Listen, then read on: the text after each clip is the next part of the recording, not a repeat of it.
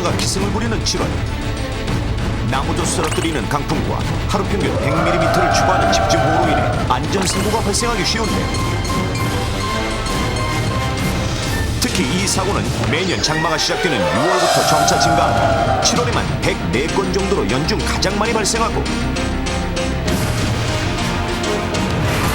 지역별로는 공사장과 저지대 주택이 밀집되어 있는 서울, 경기 등 수도권에서 가장 많이 발생하는 것으로 나타났습니다. 그렇다면 1년 중 집중호우가 시작되는 7월에 특히 급증하는 이 사고는 무엇일까요? 정답은 하나, 나머지는 모두 지워주십시오.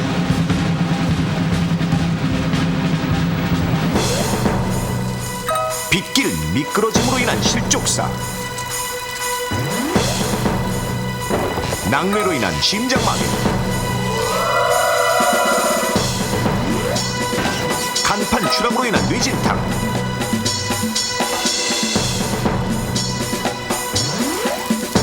빗물로 인한 저체온증,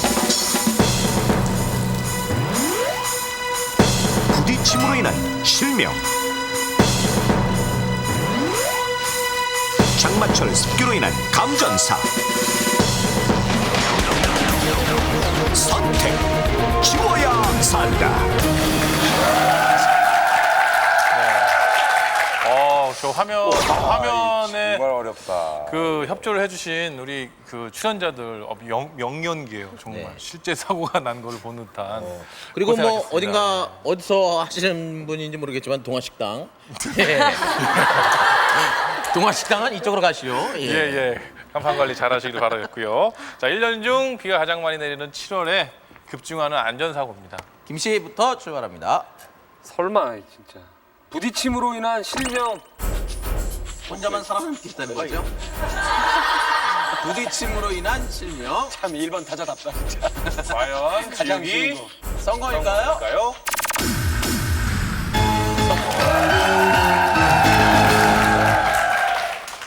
그럼 비슷한 거 빗길 미끄러짐으로 인한 실족. 네, 이걸로 할게요. 네. 예, 알겠습니다. 과연 지우기. 선거일까요?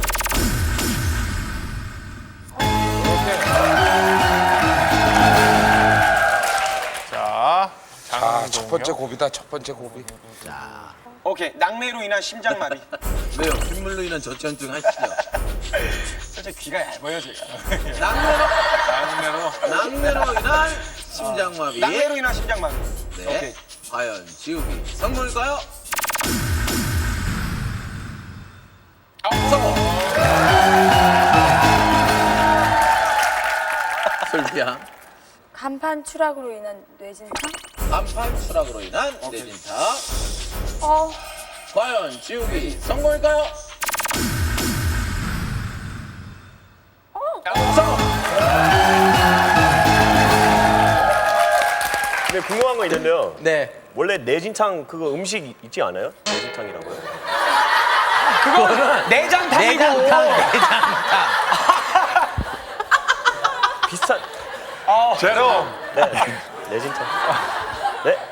마지막 선택은 우리 큰형님께서. 형기. 장마철 습기로 인한 감전사. 장마철 습기로 인한 감전. 과연 지우기 선거일까요? 선생님. 신호등에 이런데 감전사 굉장히 많이 늘어난다고. 일단 정답하면 보시죠. 위기 탈출 넘버 원. 집중호우가 시작되는 7월에만 104건 정도 발생할 정도로 급증하는 이 사고는, 정답은 바로 장마철 습기로 인한 감전사였습니다. 2004년 월별 감전사고 통계에 따르면 7월에만 104건이 발생했으며 전체 사고의 40%가 7, 8월에 집중돼 있습니다. 장마철 감전사고 발생 유형을 보면 수도권 저지대 등 상습 침수 지역과 공사장 주위의 무릉덩이, 도심의 입간판이나 가로등, 신호등 및 맨홀 근처를 지나가다가 감전사고로 인한 사망에 이르는 경우가 많아 각별히 주의가 요구됩니다. 장마철 감전사고는 과다한 습기로 인해 이상이 생긴 맨홀 등의 전기 시설에서 나온 전기가 사람에게 흘러 일어나는 것인데, 2001년 2000년 7월 20대 여성이 침수된 도로를 따라 귀가하던 중 맨홀에서 흘러나온 전기에 감전됐고, 역시 2001년 7월 한 30대 남성은 집중호우로 물에 잠긴 횡단보도를 건너다 신호등에서 흘러나오는 전기에 감전사하는 사고가 있었습니다. 그렇다면 장마철에 특히 감전사고가 많이 일어나는 이유는 무엇일까요? 마른 날과 달리 비로 인해 사람의 발과 땅이 젖어 있으면 다리와 땅 사이의 저항이 작아져 전압차에 의해 훨씬 큰 세기의 전류가 흘러 위험합니다. 또한 장마철에는 강한 비바람이 불어 나뭇가지와의 마찰로 전선 피복이 벗겨지기도 하는데, 비에 젖은 나무가 전도체가 되어 젖은 나무에 닿기만 해도 감전사고를 일으킬 위험이 있습니다. 형광등에 흐르는 전류인 136mA의 전류보다 훨씬 작은 50mA의 전류도 인체에 치명적인데, 20mA의 전류가 1분 이상 흐르면 호흡 근육이 마비되고 50mA 이상이면 심장이 마비될 정도. 특히 비 오는 날이면 전류가 더 세지기 때문에 감전사고가 많이 발생하는 것입니다. 그렇다면 마른 날에 비해 비 오는 날이 감전사고에 얼마나 취약한지 노동부 산업안전보건국과 함께 방재시험연구원에서 직접 실험해봤습니다. 투명 아크릴 욕조 안에 피복이 벗겨진 전선을 연결한 맨홀 뚜껑과 땅을 대신한 쇠받침대를 설치, 사람이 땅과 맨홀을 딛고 서 있는 상황을 만들어놨습니다. 50mA의 전류가 마네킹에 흐르면 경고음이 울리도록 형광등을 부착한 후 220V의 전압을 맨홀 뚜껑에 걸면 어떻게 될까요? 실험 시작. 220V의 전압을 걸었지만 아무런 반응이 없는 마네킹. 감히 전류 계측기를 이용해 마른 맨홀에 흐르는 전류를 확인해보면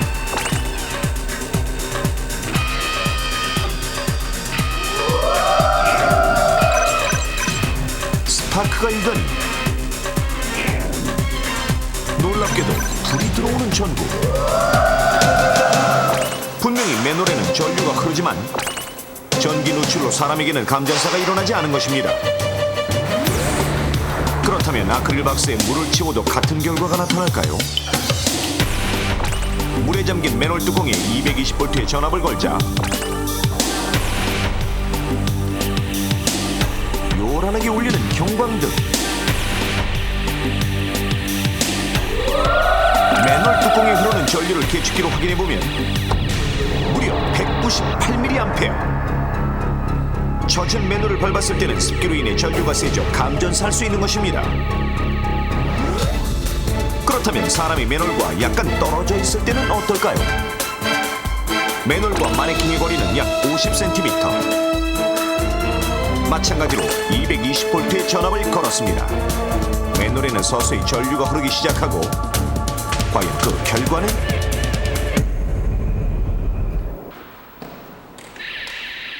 역시 요란하게 울리는 형광등. 분명히 맨홀과 어느 정도 떨어져 있는데도 사람이 감전사할 수 있는 전류가 흐른 것입니다. 간이 전류 계측기를 사이에 놓고 확인해보니 물을 통해 전류가 흐르는데 물에 흐르는 전류의 세기는 무려 183mA. 장마철에는 전기가 흐르는 맨홀 근처만 가도 감전사할 수 있는 것입니다. 이런 장마철 감전사고는 산업 현장에서도 많이 일어나는데, 2005년 8월 40대 남성이 몸이 젖은 상태로 전기 공구를 만지다 누전으로 감전사하는가 하면, 심지어는 2005년 7월 찌는 듯한 더위에 용접공이 땀으로 몸이 젖은 채 손으로 피복이 벗겨진 전선을 만지다 감전사한 사례도 있었습니다. 이런 감전사고는 기온이 높아지고 신체 노출이 많아 땀이나 습기로 인체 저항이 낮아지며 비로 인해 전기 설비에 절연 손상이 많은 7, 8월에 집중 발생되는 것입니다. 그렇다면 장마철 감전사를 예방하려면 어떻게 해야 할까요? 가장 좋은 방법은 안전화를 신거나 고무장화를 신는 것. 비 오는 날 샌들을 신는 것은 신체가 전기에 쉽게 노출되므로 위험합니다. 실제로 물에 잠긴 맨홀 주변에 남자 마네킹은 고무장화, 여자 마네킹은 샌들을 신은 채 220V의 전압을 맨홀에 걸자 여자 마네킹에서만 울리는 경광등, 간이 전류 계측기로 확인해보니 맨홀 주변에서는 동일한 전류가 흐르지만 고무장화를 신은 마네킹은 감전되지 않은 것. 고무장화는 절연체 역할을 하므로 장마철 감전사고 예방에 효과가 있는 것입니다. 장마철 감전사를 피하려면 비 올 때는 외출을 가급적 자제하고 외출 시에는 고무장화를 신어야 합니다. 최근에는 어린이 고무장화뿐만 아니라 성인용 패션장화도 많아 감전사고 예방에 좋습니다. 또한 폭우로 인해 전선 피복이 벗겨져서 누전의 위험이 있기 때문에 맨홀이나 물웅덩이 근처는 피해서 다니십시오. 아울러 교통신호등 같은 전기시설물 근처 역시 피하는 것이 안전합니다. 비가 올 때는 일반 우산보다는 시야 확보에 유리한 투명 우산을 사용하는 것이 좋습니다. 그리고 일단 감전된 사람을 발견하면 마른 나무 막대 같은 절연체를 이용하여 감전된 사람으로부터 전선을 떼내고 즉시 인공호흡을 실시해야 합니다. 감전사고 시 현장에서 1분 이내에 인공호흡을 하면 95% 이상의 회생이 가능할 정도입니다.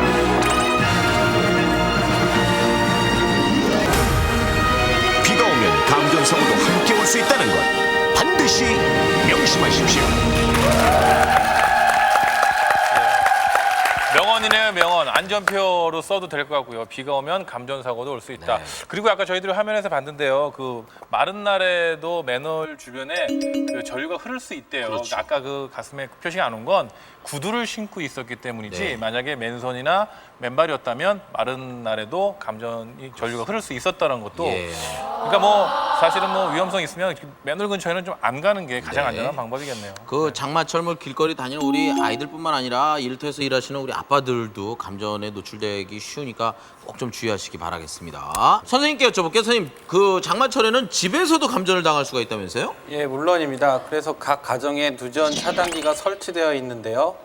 제가 늘 말씀드리지만 관리되지 않는 안전 시설물은 무용지물이나 마찬가지입니다. 그 집안에 있는 흔히 두꺼비 집이라고 그러죠. 그걸 열어보시면 녹색 또는 적색 버튼이 들어있는 누전 차단기가 있는데요. 그거를 버튼을 누르시면 그 스위치가 내려가게 됩니다. 그래서 스위치가 내려가게 되면 이제 정상적으로 작동을 하게 되는 건데요. 과연 집에서 실제로 이런 것들이 정상적으로 작동되는지 아마 확인하시는 분은 그렇게 많지 않을 겁니다. 그렇기 때문에 가급적이면 한 달에 한 번씩 정상 작동을 하고 있는지 그 확인하실 거를 권해드립니다. 네. 장마철 감전사고 예방만이 살 길입니다. 만약에 길 가다가 여러분들이 그 피복이 벗겨진 전선이라던가 뭔가 위험한 그런 전선을 발견하셨을 땐요. 국번 없이 바로 1, 2, 3 이렇게 눌러주시면 됩니다. 하나, 둘, 셋. 그거 신고하는 것도 정말 중요하네. 중요하죠. 그리고 또 한 가지 덧붙이자면 만약에 실제로 감전사고에 노출이 되는 사람을 보면 직접적인 신체 접촉보다는 빨리 신고를 통해서 하는 것도 제2차 그 사고를 막을 수 있는 방법이고요. 자, 이렇게 해서 저희들이 뭐 웬일입니까? 사실 뭐 불문율을 쓰지 않는 단어지만 오늘 반타작입니다. 네. 반타작 뭔지 아시죠? 반타작. 꼭 오구동성 공공에다 다 맞춰놓고 지호야 산다 다 틀리시고. 방법이 없네. 방법이 없네요. 저희들이 생각해도 좀 어려운 부분이 있었는데 이러면서 저희들 확실하게 알고 넘어갈 수 있다는 사실에 조금 만족을 하시면 어떨까 싶고요. 수학의 150대 방송했습니다. 잘 전달해드리도록 하겠습니다. 자, 저희는 저희는 다음 주에도 여러분들이 원하시는 안전 정보를 가지고 이 자리에서 인사드리겠습니다. 대한민국의 안전 사고가 없는 그날까지 위기 탈출 넘버 1!